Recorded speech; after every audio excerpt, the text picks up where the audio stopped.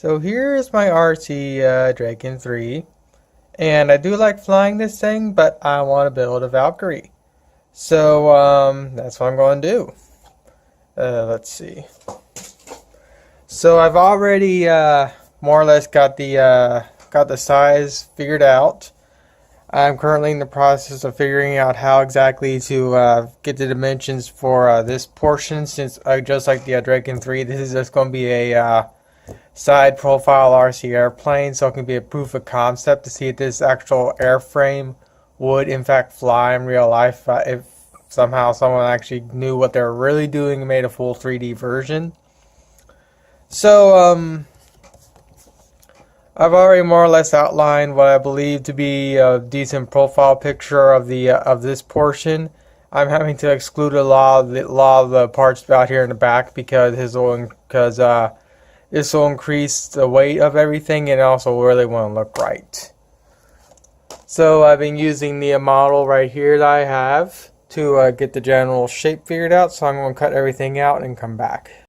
Alright, I got the side profile figured out, I believe. I also got the top profile figured out. I'm actually going to build the canards, the rudders, and this section of the wing right here separately because they're all bent at an angle in some form or another, so I won't be able to get the actual proper dimensions for them. But yeah, and I'm going to actually use these right here to get the proper scaling for the rest of it. For like I said, what I need to build separate. So basically, I'm just going to lop this section off and then just build this whole little section separate. And of course, when I go to attach the canards again, I'm going to do what I just said right there. So all I got to really do now is get some foam board and cut these parts out and then come back. Alright, so here's the original wingtip I was using. And here's the new printout wingtip. As you can tell, if I place the old one on top of the new one, give me a second to pause. As you can tell, it is slightly smaller than the new one. So me doing that does help with the building process. And relatively speaking, the wing edges line up more or less perfectly. It is slightly bigger than the original wingtip here, but overall it's not going to be enough to actually make the thing fly differently and whatnot. And of course, right here I have the rudder and the canards, or one of the canards. For this particular Valkyrie, I'm actually going to have the canards actually be the surface to cause it to go up and down, because of the way this aircraft here was designed. Basically, all the air coming from this motor goes directly to this elevator.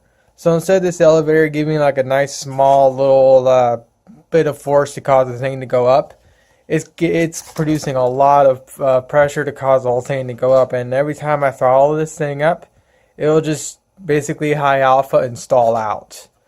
So that's one of the reasons why I'm wanting to build a high-tech Valkyrie here, because with the canards here, the only thing causing the aircraft to go up and down will be this. And this will be a lot easier to work with than actually having like some section back here be influenced by the motors spinning up and pushing air through and whatnot. Alright, so I've been testing this thing out for a while, and this aircraft in fact does fly in real life. It's just that it has a lot of quirkiness to it. And one of the things I've learned about this particular aircraft is that since the leading edges of the wings are pointed downwards, it actually helps to have some up elevator on them, on the very wingtips, because if you don't, what I've noticed that even though I have counter-rotating propellers on this thing will still like to just basically turn over. So the edges of the wingtips have to have some type of up elevator to get this thing to actually stay level in flight. Second thing that I've learned is that this one is just too big. I'm going to make this thing about 5%, about 5 to maybe 6% smaller when I go to rebuild it. And I'm actually going to inline these engines. Basically what I'm going to do is I'm going to move these two engine nacelles in the front more towards the front right here. And then I'm going to put these literally right behind them. and then I'm just going to cover up the engines, or just cover up the space between the engines with just some paper, and just basically make it into a nice elongated engine pod. And theoretically, it should still be able to turn, but if I inline the engines, it'll more or less keep the center of mass a little bit more. It'll basically also allow me so these portions right here aren't so weak, because this part's already broken off now like 2 times. Well, actually maybe about 4 times now. So I gotta go and re-hot glue it again before I record this thing flying. And another thing I've learned is that initially when I built this thing, you can still actually see a little bit of the curve. Is that I put a little bit of a curve on the nose to just help keep it look better. But what I've learned is that with that little curve there, this thing likes to push itself down into the ground. So when I go to rebuild this thing, I'm just going to take this little cut here, and I'm just going to make sure that this portion right here is just pure straight. So it's going to look ugly on the side, but it should also help. But it will fly. I did cut this portion off to actually help it get to fly better, and doing this did in fact help it to fly. So I'm going to repair this and then set up my camera so I can actually record this thing flying. Alright, hopefully the wide angle will show up on the video properly, and I won't have to do too much in the editing. But you won't be able to see much due to this thing not exactly really flying that well. It does fly, and again, this is a proof of concept. So once you'll understand why I'm going to make this thing ever so slightly smaller, and also align the engines. So, yeah.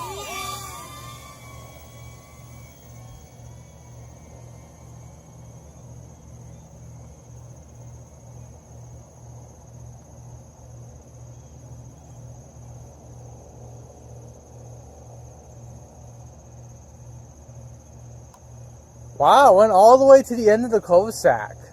That's the farthest I ever got a Valkyrie to fly in real life. Granted, I highly doubt the camera even picked it up that far. And the phone somehow did pick up the flight all the way down to the edge of the cul-de-sac. I don't know if you saw it or not, but I was trying to turn this thing. I really can't turn it, because if I turn it, the wings drop too much and the thing just goes down. So I was able to just get it to actually keep a level flight, but that's about it. So I'm going to go for one more. I'm going to go one more time and let's see how far it goes. Of course, I'm also trying not to hit any cars that are going down the neighborhood right now, since it is morning.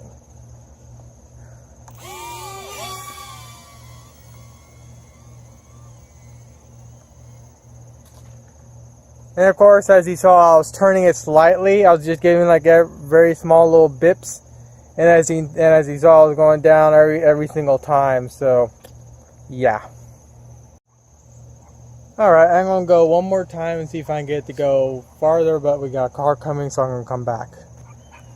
That said car had a cup on its roof, so goodbye cup. That was horrible. I'm going to try again one more time. Or not, because I broke the little wingtip off again. So this right here also goes into why I want to just basically align these two engines into just one single engine pod. Because of, well, this. Since it's already been done, what I'm going to do is I'm just going to yank the little wingtips off and just see how it flies without the wingtips. So give me a second. Well, it kind of looks like the way the Valkyrie's little wingtips just go over itself whenever it gives a speed boost. I highly doubt it's going to fly, but who knows?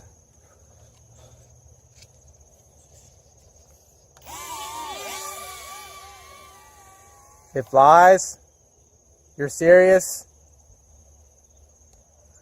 Okay, so what I've done is I've actually nipped these down quite a bit. So let's see what happens now, because it was high alphaing.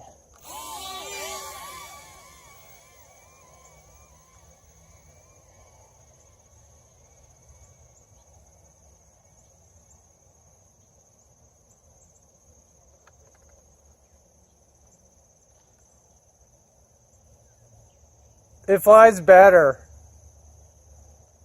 What the actual heck? Well, I don't know why. Well, actually, I have a general. I think I know why, but it flies better like this. So, yeah. Though, it's because this thing's underpowered. It has just enough power to fly. If this thing had more power and a better and actual real more control surfaces, this thing would actually fly. Well, this thing would fly in real life.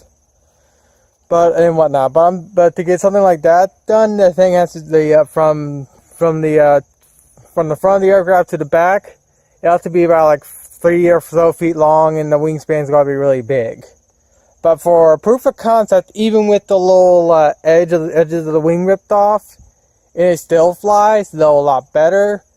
It's still a proof of concept to show that even the Valkyrie from across Delta, the one from does in fact fly. Though it does help to have a lot more power than what I'm currently using.